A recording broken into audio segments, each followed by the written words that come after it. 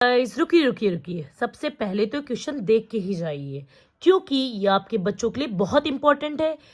फालतू में tuition fees को क्यों बर्बाद करना जब फ्री में यूट्यूब में आपको वीडियो मिल जाती है। ओके, आज हम करने वाले हैं question 7th 8th 9th 10th हर जगह काम आने वाला क्वेश्चन। और कौन सा रूल हमें अप्लाई करना है? बोर्ड मास रूल। ये देखिए, board mass, B for bracket, O for of, D for divide, M for multiplication, A for addition, S for subtraction. Board mass. Okay, सबसे पहले हमें क्या सॉल्व करना है? ब्रैकेट। तो ये क्वेश्चन देखिए आप, ये आपका एग्जाम में आएगा। आप सबसे पहले इस ब्रैकेट को सॉल्व करेंगे, बाकी की चीजें ऐसी की ऐसी। ये देखिए, ब्रैकेट के अंदर वाली चीज सॉल्व हुई है। 5 और 2 7 और नीचे वाला 3 ऐसा का ऐसा। बोर्ड मास में आपको एक ही स्टेप करना है और बाकी की चीजें ऐसी की ऐसी। सेकंड देखिए क्या है? ऑफ। ऑफ का मतलब क्या होता है आपको बताती हूँ। 4 का मतलब होता है एक चीज ब्रैकेट के बाहर हो और एक अंदर हो, वो भी ऑफ होता है। तो ये देखिए, हमें यहाँ ये सिचुएशन मिल गई। हम सिर्फ इस सिचुएशन को सॉल्व करेंगे, बाकी की चीजें ऐसी की ऐसी। 7 ब्रैकेट के अंदर है और एक चीज बाहर है, इसका मतलब दोनों इंटू होंगे। तो ऊपर वाला इंटू हुआ 28, नीचे वाला 3 ऐसा का ऐसा, एंड बाकी की चीजें गाइज ऐसी की ऐसी। फिर क्या स्टेप है? डिवाइड। कहाँ आपको डिवाइड दिख रहा है? यहाँ आपको डिवाइड दिख रहा है। बाकी की चीजें ऐसी की ऐसी। है ना मजेदार क्वेश्चन? ये माइनस, इनफैक्ट ये भी ऐसा का ऐसा। 5 के टेबल में 10 कितनी बार आता है? 2 बार। ओके, और ये मल्टीप्लाई ऐसा का ऐसा। ओके गाइस, हमने फर्स्ट स्टेप क्या किया? बोर्ड मास का रूल लगाया हमने बी फॉर ब्रैकेट सॉल्व किया। ब्रैकेट सॉल्व करने के बाद आंसर आया ये। फिर हमने ऑफ सॉल्व किया ये। देन हमने बोर्ड डी सॉल्व किया ये डी सॉल्व किया ये।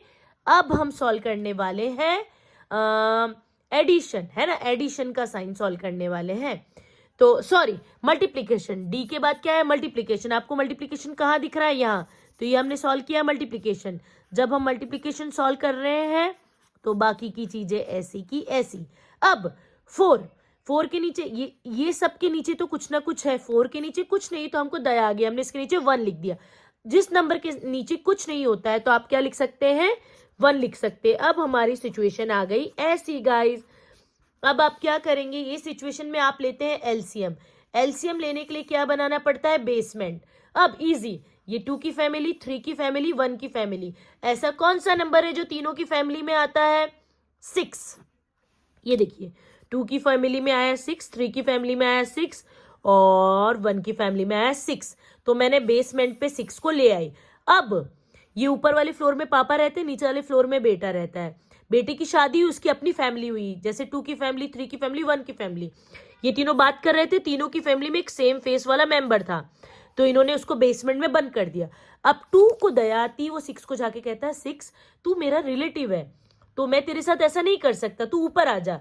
तो 6 कहता है मैं ऐसे ऊपर नहीं आऊंगा। तो 2 कहता मैं कैसे मानूं मैं आपका रिलेटिव हूं? तो 2 कहता है क्योंकि तू मेरे टेबल में आता है 3 बार, ये फिर ऊपर आ गया। मल्टीप्लिकेशन का निशान मर्जी से, पापा ने जंप किया ऊपर, तो मैं रहता हूं, तुम कैसे आ गए? प्लस की जगह प्लस। अब 3 6 को कहता है ऊपर आ जा, तू मेरा रिलेटिव है। तो 6 कहता है मैं कैसे मानूं?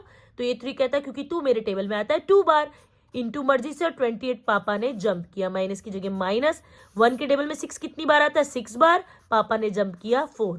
अब 3 को 1 से किया 3, इसको इंटू किया तो आई थिंक 56। अगर मैं गलत हूं तो आप लोग करेक्ट कर लेना। 6 को 4 से मल्टीप्लाई किया तो ये। अब ये दोनों प्लस के हैं, इनको प्लस कर लो गाइज। तो 56 में 3 59, 59 में से कितने माइनस करो? 24 और 6। लास्ट में आप आंसर आप खुद कमेंट में बताना कि आंसर कितना है। Thank you, Radhe Radhe.